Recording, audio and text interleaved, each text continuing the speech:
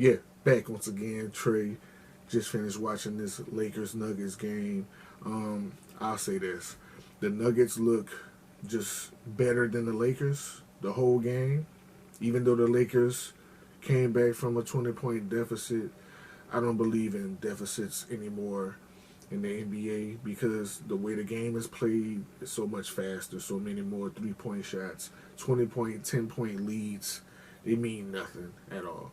But when it came down to crunch time and LeBron and AD got it back close, this is where I started paying attention the most. Who looks better in that moment? And in that moment, if I'm a Lakers fan, I'm worried because the Nuggets just look convincingly better in the most important parts of the game, and they made better decisions. You don't want that to be a consistent thing throughout the series because anytime in crunch time, if they just keep looking better than the Lakers, y'all gonna lose. I said game 6, but it might be game 5 now. I don't think LeBron will go out in 5. Not in the Western Conference Finals. If he does, and Joker is like really the main factor like he was tonight, that's gonna move Joker up in his legacy real quick. Because to take down LeBron off his streak that he's been on to get to where he's at. But the only thing that might also kind of take away points, we all know LeBron's foot is not fully healed. So shout out to LeBron too. Hell of a game for a 38-year-old, 20-year player with a bum foot. You still putting up 20. It's amazing what LeBron is doing, bro. I don't want to take nothing away from what he's doing. But Jokic, last night, looking like the MVP for real. Ja Morant, I'll say this, Ja, man. It's funny, but it's not funny because the sad part about it, the kid in his mind is just living his life. Like, in his brain, he's just with his friends, in the car, listening to music, having fun. That is their way of having fun. Every generation had their own ways of having fun with their friends. All I got to say about this Josh situation is, hey man, way to blow it, bro. No, bro, look. The only reason why I don't feel bad for you and I'm laughing at you, because you're stupid. He gave you an opportunity.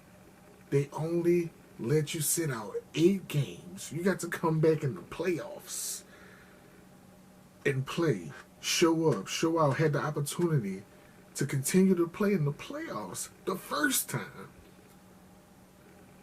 And you still didn't listen. So, I mean, way to blow it, man. If you get suspended the whole season, I can't even be mad at Adam Silver. I'll say this, you're lucky it ain't David Stern. As far as Doc Rivers goes, I don't know, man. It's